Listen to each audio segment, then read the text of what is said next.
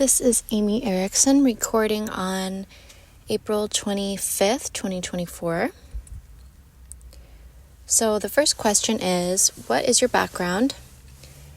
I grew up in Oklahoma in a fairly small suburb. I was always interested in visual art, but I come from a musical family and I was raised playing classical violin.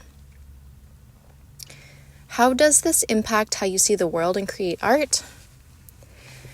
I feel like this early training in classical violin really conditioned how I think and what my tastes are. Listening to and learning so much complex music helped me learn to perceive aesthetic subtlety and patterns, and how to use a pre-existing language to hone my own voice. In classical music, people who study play the same music over and over again, the same classic compositions, and each musician adds their own flavor to how they play the music, what they take out of the music. There are avant-garde classical musicians, contemporary classical musicians, and they all have a deep understanding of the history of the craft, the inner workings of the craft, and this is how I see painting. Music is a poetic language, and so is painting. It doesn't matter what the painting or the song is about. It's the way that the piece of art is constructed that ultimately tells the story and affects the viewer or the listener's body. So this quiet, devotional connection to practicing a craft has deeply influenced how I function as an artist. Question, did your upbringing prompt a specific reference point within your work? Growing up in Oklahoma, I spent a lot of time alone looking at empty fields and a lot of dead grass and intense, heavy sun. There's a lot of beige and bleached gray. I'm sure this did affect me in some way. Get into my art.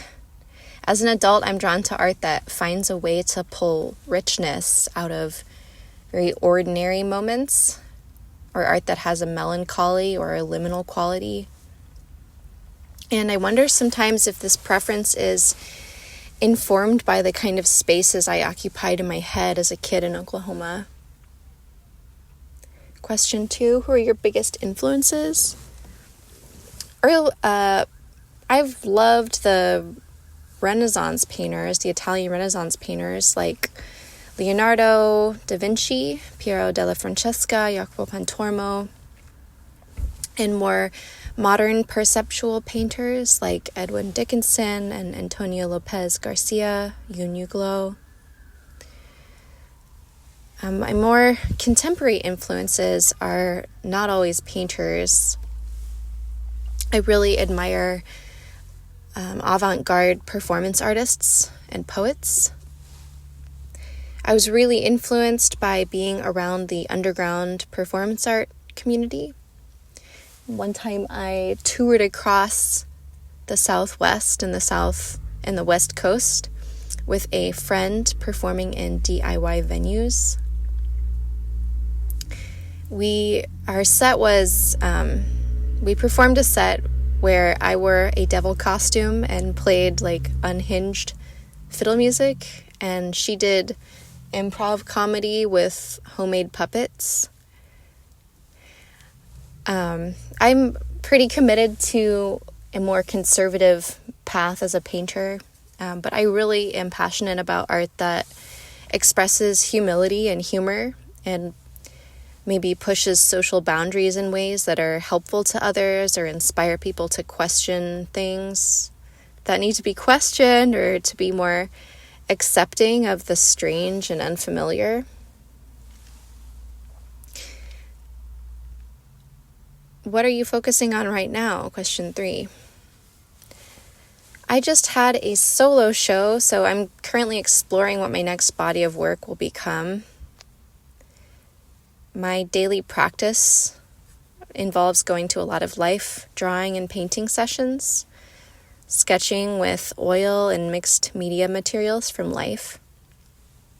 I'm always learning and deepening my understanding of painting, finding new ways to be truthful and more fluent. Number 4, what is the biggest challenge of being an artist? For me, it has been feeling truly confident in my tastes and being able to experiment within that. As I've grown up, this has gotten easier to feel. I recently attended an artist talk by the painter Catherine Kehoe, where she described how many of her decisions that she makes in a painting are just to please herself, to make something that aligns with her own values. And I found that incredibly inspiring. Question 5, what advice would you give to your younger self? I would say to have faith in your instincts and to keep drawing every day.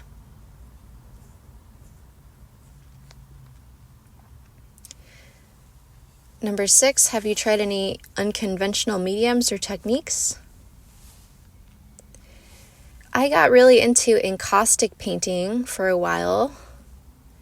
I loved melting wax and Crayola crayons together to make interesting colors.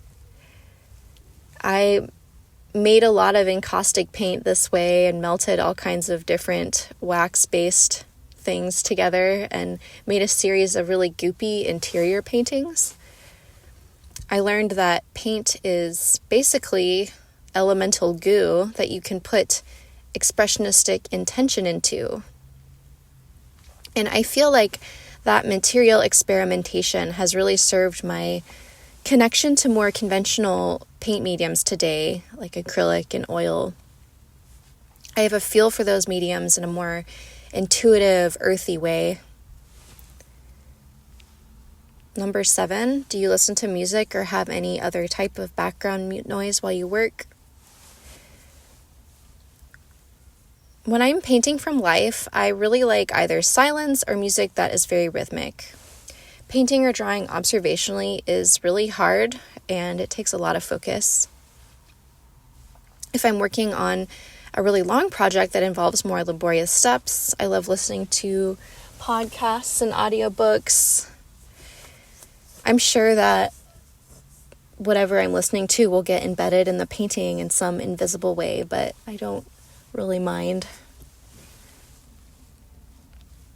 Number 8, what's the best reaction someone's had to your artwork?